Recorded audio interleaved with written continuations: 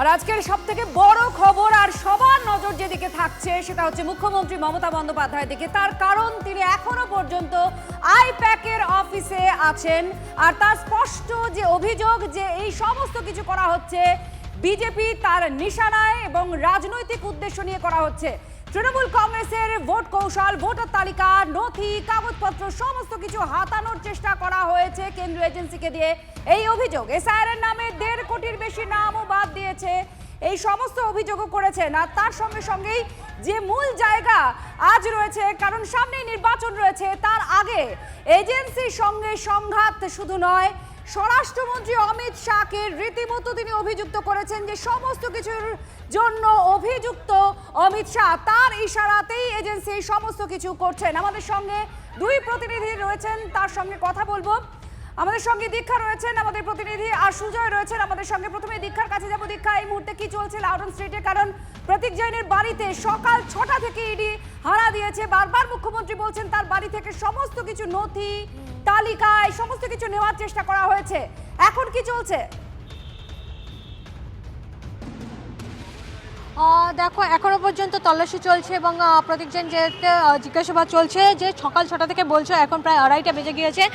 এখনো প্রতীক জৈনের বাড়ি 7 নম্বর Loudon street. মনে করো যদি দেখতে পারি, একটু বলবো যে এই লাউডন স্ট্রিট হচ্ছে সেই লাউডন স্ট্রিট যেখানে কিন্তু যখন সিপি ছিলেন রাজীব কুমার, তার জন্য কিন্তু মুখ্যমন্ত্রী ধর্নায় বসে গিয়েছিলেন যখন সিবিআই রেড করতে এসেছিল।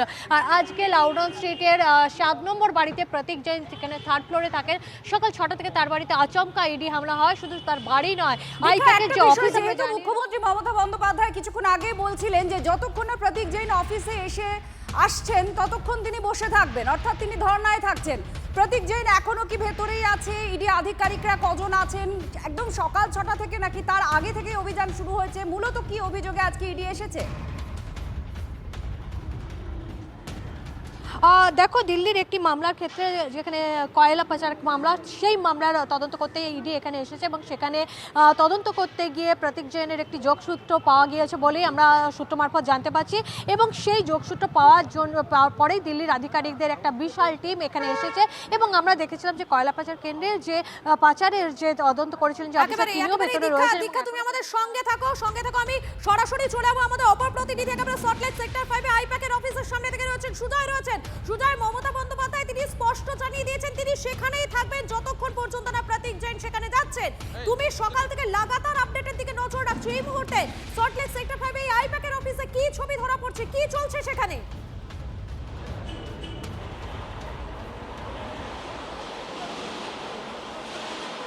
দেখো, যেখানে তল্লাশি চলছে নিয়ম অনুযায়ী সেই অফিসের, অর্থাৎ যে আইপ্যাকের অফিস, সেই অফিসের ধারে কাছে কাউকে বেশি যাওয়ার কথা না।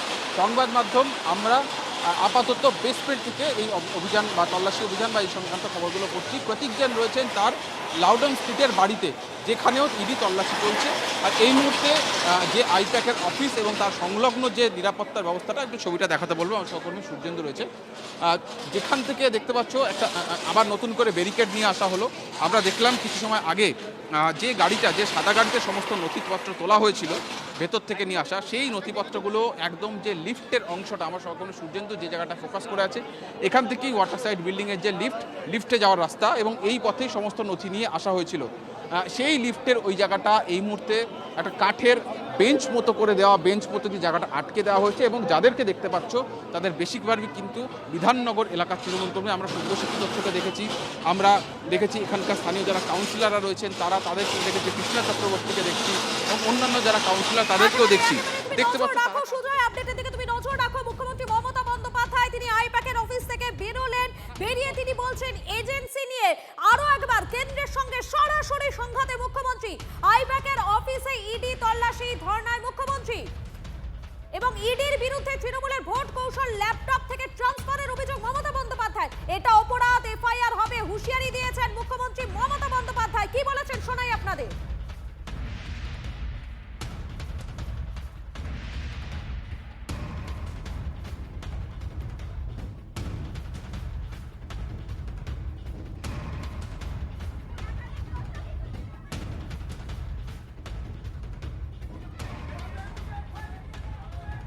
একেবারে আমরা নজর রাখছি সেই আপডেটের দিকে। প্রত্যেকটা মুহূর্তে টিভি9 বাংলা আপনাদেরকে সব আপডেট দিচ্ছে এবং এজেন্সি নিয়ে ফের একবার কেন্দ্রের সঙ্গে সরাসরি সংঘাতে মুখ্যমন্ত্রী মমতা বন্দ্যোপাধ্যায়। আইপ্যাকের অফিসে ইডির তল্লাশি, ধর্নায় মুখ্যমন্ত্রী। ইডির বিরুদ্ধে তৃণমূলের ভোট কৌশল ল্যাপটপ থেকে ট্রান্সফারের অভিযোগ মমতা বন্দ্যোপাধ্যায়। এটা অপরাধ, এফআইআর হবে, হুঁশিয়ারি দিয়েছেন মুখ্যমন্ত্রী মমতা বন্দ্যোপাধ্যায়।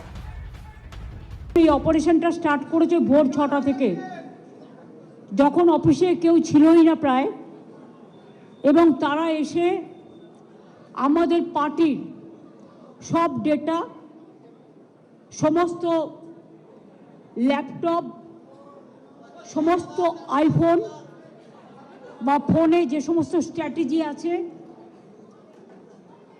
ইলেকশনের, ইনক্লুডিং এসআইআর, আমাদের কাজ চলছে মানুষকে সাহায্য করবার জন্য, সেগুলো সব ওরা ফরেন্সিক টিম নিয়ে এসে সকাল থেকে ট্রান্সফার করেছে। আমি মনে করি এটা ক্রাইম। একটা পার্টি অফিসের, এটা প্রাইভেট অর্গানাইজেশন নয়। আপনারা সবাই জানেন আইপ্যাক আমাদের অল ইন্ডিয়া তৃণমূল কংগ্রেসের, এটা আমাদের অথরাইজড টিম, এবং সেই অথরাইজড টিমের কাছ থেকে সব কাগজ ছিনিয়ে নেওয়া, সব লুট করা, এবং কাগজ টেবিলগুলো পুরো ফাঁকা পড়ে রয়েছে।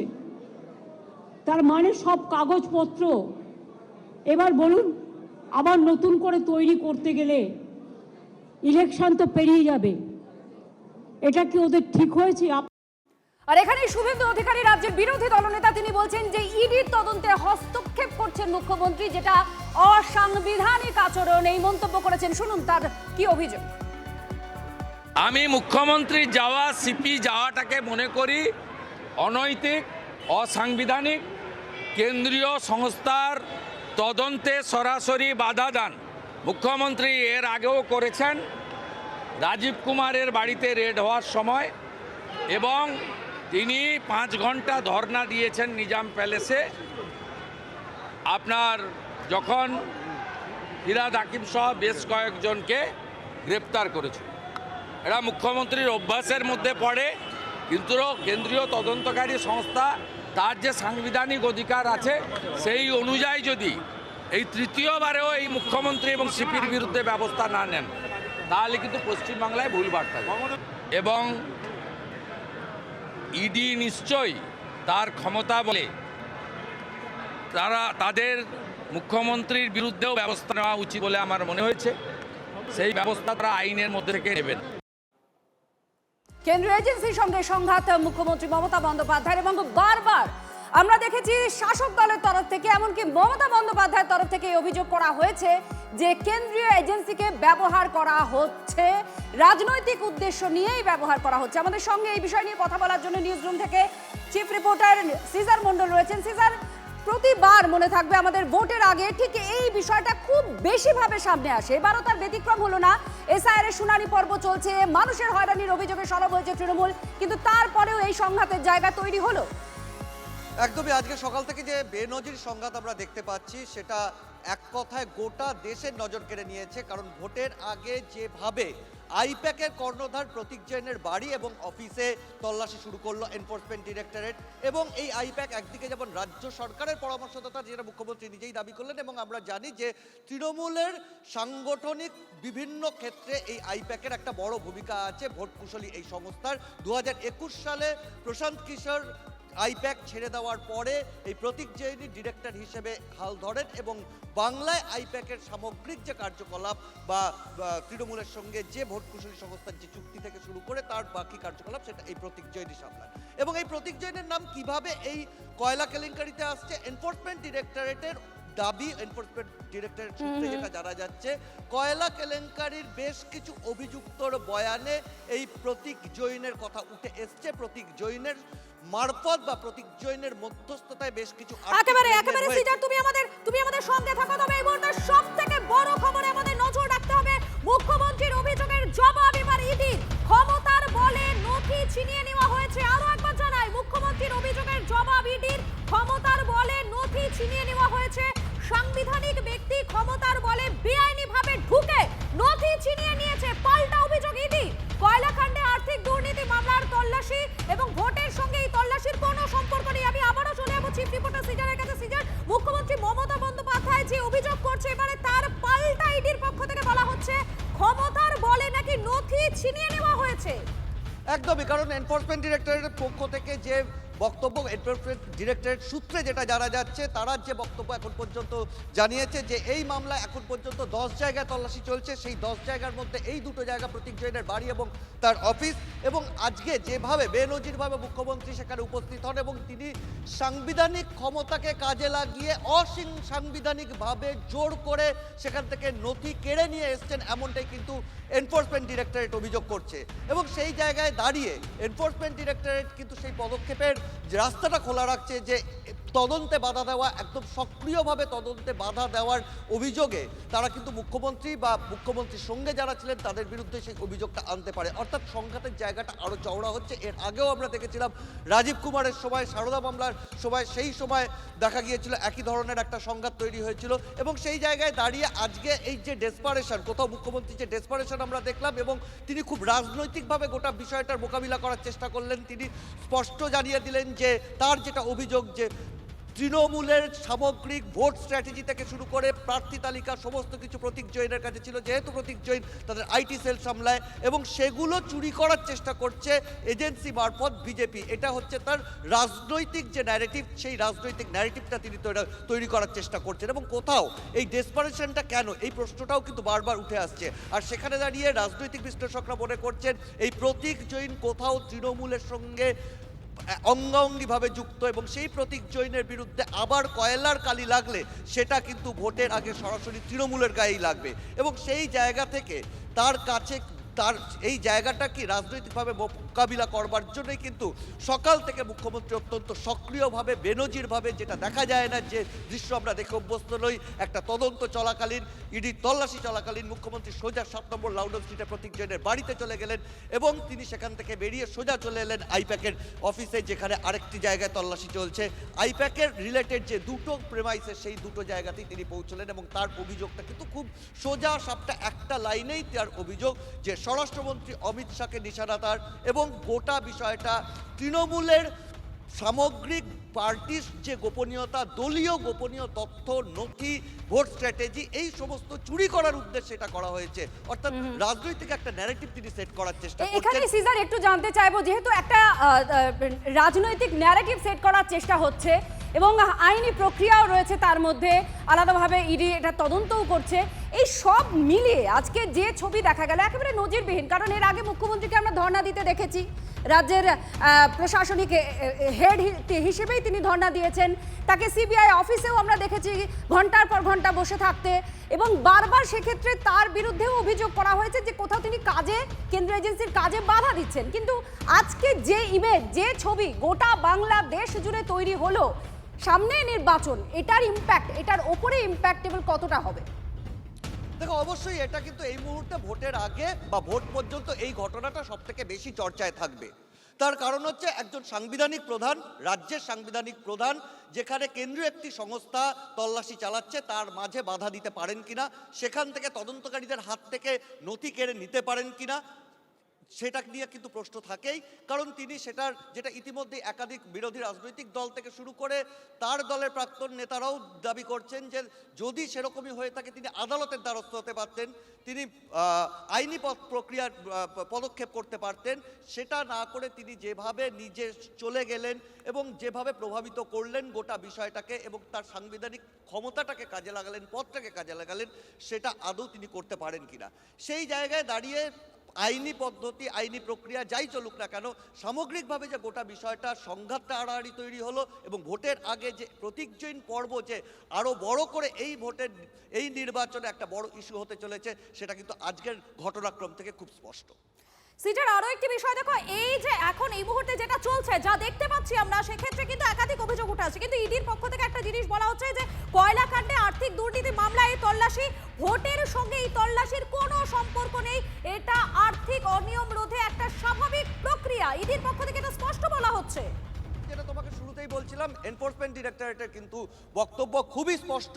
তারা জানাচ্ছেন যে কয়লা কেলেঙ্কারির বিভিন্ন দীর্ঘদিন ধরে এই কয়লা কেলেঙ্কারি তদন্ত চলছে, এনফোর্সমেন্ট ডিরেক্টরেট করছে, দিল্লিতে এই মামলা নথিভুক্ত হয়েছে এবং সেই তদন্ত করতে গিয়ে একাধিক অভিযুক্তর বয়ানে এই প্রতীক জৈন নামটা উঠে এসছে, প্রতীক জৈনের মধ্যস্থতায় আর্থিক লেনদেনের বয়ান উঠে এসছে এবং আমরা জানি যে এনফোর্সমেন্ট ডিরেক্টরেটের সামনে দেওয়া বয়ান, কোনো অভিযুক্তের বয়ান, সেটা কিন্তু ম্যাজিস্ট্রেটের সামনে দেওয়া গোপন জবানবন্দির সমকক্ষ এবং সেই জায়গায় দাঁড়িয়ে সেই বয়ানের ভিত্তিতেই প্রতীক জৈনের বাড়িতে তল্লাশি এবং এটার সঙ্গে নির্বাচনের কোনো সম্পর্ক নেই। এটা একটা অনগোয়িং তদন্ত বা ইনভেস্টিগেশনের একটা পার্ট হিসেবেই এই আজকের যে তল্লাশি সেটা এনফোর্সমেন্ট ডিরেক্টরেটের দাবি এবং তারা এক ধাপ এগিয়ে গোটা বিষয়টাকে কিন্তু তারা সেই বার্তাটাই দিচ্ছেন যে আজকে মুখ্যমন্ত্রী যেভাবে করেছেন, যেভাবে সাংবিধানিক পথকে কাজে লাগিয়েছেন নথি কেড়ে নেওয়ার ক্ষেত্রে, সেটা সম্পূর্ণ অসাংবিধানিক এবং সেই জায়গায় দাঁড়িয়ে ইডি কিন্তু আমরা এর আগে শেখ শাহজাহানের সময় দেখেছিলাম কিভাবে রাজ্য এবং এনফোর্সমেন্ট ডিরেক্টরেটের একটা চরম সংঘাত তৈরি হয়েছিল, ঠিক সেরকমই কিন্তু এই এনফোর্সমেন্ট ডিরেক্টরেটও আইনি পদক্ষেপ করার দিকে এগোতে পারে, সেই ইঙ্গিতও কিন্তু খুব স্পষ্ট। একেবারে সিজার, তুমি সঙ্গে থাকো আমাদের। আমরা আত্রই একবার সকাল থেকে নজর যদি রাখি, সকাল থেকে লাগাতার কিন্তু এই যে পর্ব, সেই পর্বটা চলছে। আইপ্যাকের কর্ণধারের বাড়ি, অফিসে ইডির তল্লাশি, কলকাতা থেকে জেলা প্রতিবাদে পথে এবারে তৃণমূল, দেখাচ্ছি আমরা সেই ছবি। আর এই মুহূর্তে সেই দেখাচ্ছি একটার পর একটা ছবি, জেলার যে প্রতিবাদ কর্মসূচি, সেই প্রতিবাদ কর্মসূচির ছবি আমরা দেখাচ্ছি এই মুহূর্তে। দুটো ছবি দেখতে পাচ্ছেন, একদিকে মুখ্যমন্ত্রী মমতা বন্দ্যোপাধ্যায় তিনি যখন প্রতীক জৈনের বাড়িতে ঢুকলেন সেই ছবি দেখাচ্ছি এবং অপরদিকে জেলায় জেলায় পথে এবারে তৃণমূল কংগ্রেস।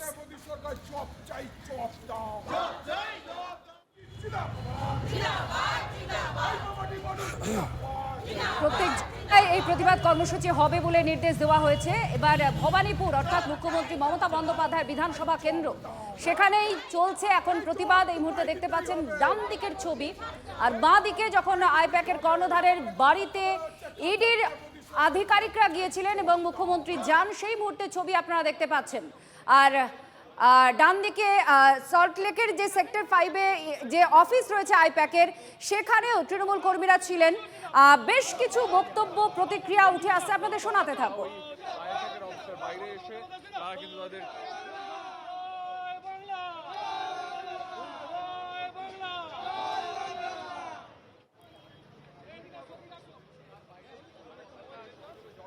জয়প্রকাশ মজুমদার এই মুহূর্তে আমাদের সঙ্গে রয়েছেন। জয়প্রকাশ বাবু, ইডি যেটা বলছে যে এই সমস্ত কিছু ক্ষমতার বলে, মানে এই নথিগুলো মুখ্যমন্ত্রী ছিনিয়ে নিয়েছেন ক্ষমতার বলে, সাংবিধানিক ব্যক্তি ক্ষমতার বলে বেআইনিভাবে ঢুকে নথি ছিনিয়ে নিয়েছে, এটা ইডির পাল্টা অভিযোগ। আপনার প্রতিক্রিয়া? প্রাথমিকভাবে ইডি কেন একটা রাজনৈতিক পরামর্শদাতা, একটা কোম্পানির যারা পরামর্শ দিয়ে থাকে তৃণমূল কংগ্রেসকে, তাদের দপ্তর, তাদের মালিকের বাড়ি কেন তারা রেড করলো? এটাও ইডি স্পষ্ট করেছে। তারা বলছে যে তারা প্রতীক জৈনের নাম পেয়েছেন, অভিযোগ পেয়েছেন, তথ্য পেয়েছেন, তার জন্যই তারা গিয়েছিলেন। এটা একটা অনগোয়িং তদন্তের মধ্যেই আছে। না, অনগোয়িং তদন্ত হলে নোটিশ পাঠাতে হবে, নোটিশ পাঠাতে হবে, আগে জানাতে হবে কি বিষয় তদন্ত। যে সমস্ত কাগজপত্র নিয়ে টানা হ্যাচড়া করে প্রমাণ করে দিয়েছে তাদের আসল লক্ষ্য কাউকে দিয়ে একটা কমপ্লেন করিয়ে তদন্তের নামে তৃণমূল কংগ্রেসের স্ট্র্যাটেজি এবং ডেটা লুট করা, এটা বিজেপি পেছন থেকে করাচ্ছে ইডিকে দিয়ে, এছাড়া আর কিছু হতে পারে না। আপনারা শুনেছেন কোনোদিন যে ইডি তারা একটা রাজনৈতিক কনসালটেন্ট এবং তৃণমূল কংগ্রেস যাদের সঙ্গে পেরে উঠছে না তাদের কনসালটেন্টের অফিসে গিয়ে তাদের ডেটা, তাদের হার্ড ডিস্ক, কম্পিউটার, ল্যাপটপ এইসব নিয়ে তারা কারবার করবে ইডি? কারণ বিজেপি পারছে না বলে। ইডি গরিব কাজ করেছে, কিছু হলে নোটিশ পাঠাতো, তাদের কিছু জানার থাকলে চিঠি দিয়ে জানাতো এই তথ্যগুলো দিন, এই ব্যাংক স্টেটমেন্ট দিন, এই ইনকাম ট্যাক্স রিটার্ন দিন, কাগজ দিন। তার বদলে তারা চলে গেল রেড করতে, শুধু ডকুমেন্ট নেব। গরিব কাজ। স্বাধীন ভারতে এরকম ঘটনা ঘটেনি। আজকে বিজেপি তারা তৃণমূলের কাছে পর্যুদস্ত হয়েছে, সামনের নির্বাচনেও পর্যুদস্ত হবে। এসআইআর করতে গিয়েছিল, সেটা ব্যাকফায়ার করেছে। সেই হতাশার থেকে তার অমিত শাহ একদম ডেসপারেট হয়ে ইডিকে পাঠিয়েছে কনসালটেন্টের অফিসে যে তৃণমূলের সব ডেটা কালেক্ট করো, স্ট্র্যাটেজি কালেক্ট করো, তারা কিভাবে সামনের নির্বাচনে লড়বে। বোঝা গিয়েছে অতি জয়প্রকাশ বাবু, জঘন্য আপনার বক্তব্য বোঝা গিয়েছে, ধন্যবাদ। আর এই মুহূর্তে আমরা সরাসরি প্রতীক জৈনের বাড়ির দিকে নজর রাখছি। সরাসরি একটি গাড়ি বেরোচ্ছে যেখানে সেন্ট্রাল ফোর্স রয়েছে গাড়িতে, আমরা দেখতে পাচ্ছি সেই ছবি। দীক্ষা রয়েছেন আমাদের প্রতিনিধি। দীক্ষা, এই গাড়িতে কারা রয়েছেন? ইডির আধিকারিকরা কি তারা রয়েছেন এই গাড়িতে?